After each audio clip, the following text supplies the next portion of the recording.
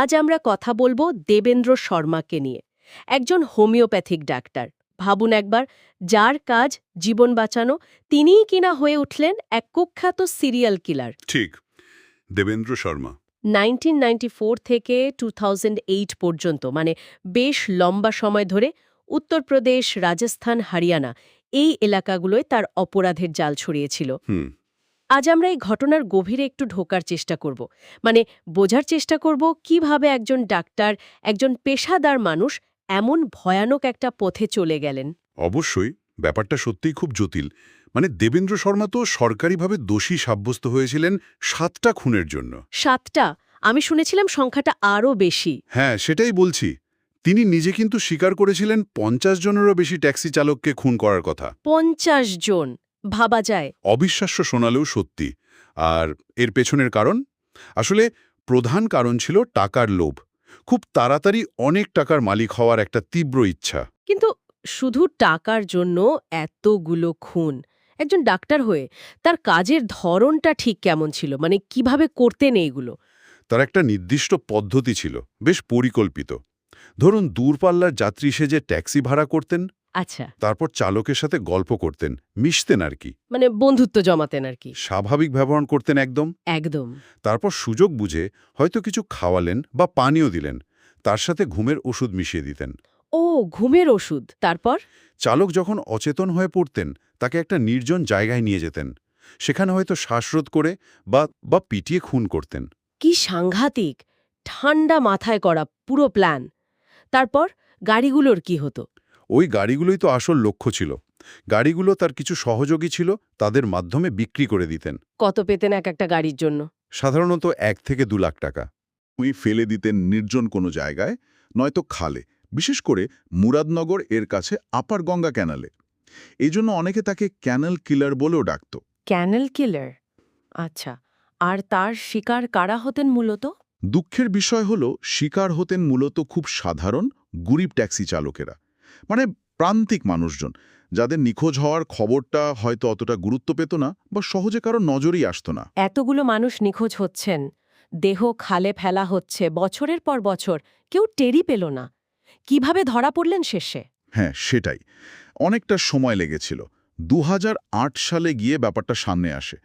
Jaipur police একজন taxi চালকের নিখোঁজ হওয়ার তদন্ত করছিল। হুম। সেই তদন্তের সূত্র ধরেই একটা চোরাই ট্যাক্সির খোঁজ পায় তারা, আর সেই সূত্র ধরে শর্মার কাছে পৌঁছে যায়। তারপর গ্রেফতারের পর কি হলো? গ্রেফতারের পর যা হলো সেটা তদন্তকারীদেরও অবাক করে দিয়েছিল।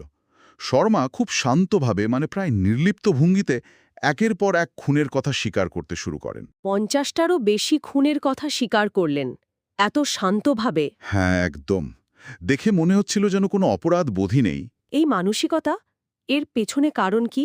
শুধুই টাকা? টাকার লোভ তো ছিলই। জানা যায় তার মারাত্মক জুয়ার নেশা ছিল, আর তার জন্য অনেক ঋণও হয়ে গিয়েছিল। এই আর্থিক সংকটটাও একটা বড় কারণ বলে মনে করা হয়। জুয়ার নেশার ঋণ? মানে পরিস্থিতি তাকে ঠেলে দিয়েছিল? পরিস্থিতি এবং তার নিজের লোভ, দুটোই। শোনা যায় তার এক প্রেমিকা সরিতা নামে, সেও নাকি এই অপরাধে জড়িত ছিল, সাহায্য করত। তাহলে এতগুলো খুনের স্বীকারোক্তির পর শাস্তি কি হলো? যাবজ্জীবন? হ্যাঁ, 2011 সালে তাকে যাবজ্জীবন কারাদণ্ড দেয়া হয়। কিন্তু আশ্চর্যের বিষয় কি জানেন? কি? তিনি 50টারও বেশি খুনের কথা স্বীকার করা সত্ত্বেও প্রমাণের অভাবে তাকে মাত্র 7টা খুনের জন্যই দোষী সাব্যস্ত করা গিয়েছিল। মাত্র 7টা? এতগুলো জীবন, অথচ প্রমাণের অভাবে বাকিগুলোর বিচার হলো না। এটা তো আমাদের সিস্টেমের দিকেও প্রশ্ন তোলে, তাই না? একদম। এই মামলাটা তো শুধু একজন দেবেন্দ্র শর্মার অপরাধের গল্প নয়, এটা আসলে ভারতের মতো বিশাল দেশে, বিশেষ করে গ্রামীণ বা আধা শহুরি এলাকাগুলোতে অপরাধ তদন্ত আর শনাক্তকরণের যে চ্যালেঞ্জগুলো আছে সেগুলোকে সামনে নিয়ে আসে। ঠিক। আর একই সাথে ওই যে গরিব চালকদের কথা বললাম, মানে নিম্ন আয়ের মানুষদের অসহায়ত্ব, তাদের ঝুঁকি, সেই দিকটাও খুব স্পষ্টভাবে বোঝা যায়। হ্যাঁ। তাহলে এই পুরো আলোচনা থেকে মূল বিষয় কি দাঁড়ালো? একজন শিক্ষিত ডাক্তার, যিনি একসময় মানুষের সেবা করতেন, তিনি অর্থের লোভে আর হয়তো নিজের কিছু ব্যক্তিগত সমস্যার চাপে পড়ে এক ভয়ঙ্কর খুনিতে পরিণত হলেন। এই যে বৈপরীত্য, এটাই সবচেয়ে বেশি ভাবায়। ঠিক, মানে পেশা বা সামাজিক পরিচয় দিয়ে সবসময় ভেতরের মানুষটাকে চেনা যায় না। একদমই তাই। এই ঘটনাটা অপরাধের মনস্তত্ত্ব যে কতটা জটিল হতে পারে সেটা দেখায়। আর দেখায় সামাজিক দুর্বলতাগুলো, লোভ আর নৈতিকতার অভাব একজন মানুষকে কোথায় নিয়ে যেতে পারে। এটা তার একটা চরম উদাহরণ। আর শেষে একটা প্রশ্ন মনে ঘুরপাক খাচ্ছে, কিভাবে কিভাবে দেবেন্দ্র শর্মার মতো অপরাধীরা এতগুলো বছর ধরে সমাজের চোখের আড়ালে এত বড় অপরাধ চালিয়ে যেতে পারে? এটা কি শুধু আইনের ফাঁক, নাকি সমস্যাটা আরও গভীরে? আমাদের সমাজেও কি কোনো দায় আছে? এটা সত্যি একটা বড় প্রশ্ন। এর উত্তর খোঁজা দরকার। হয়তো এর মধ্যে আমাদের ব্যবস্থার ব্যর্থতা যেমন আছে, তেমন সামাজিক উদাসীনতা বা অন্য কোনো গভীর সমস্যাও লুকিয়ে আছে। এটা নিয়ে আমাদের সবারই ভাবা উচিত।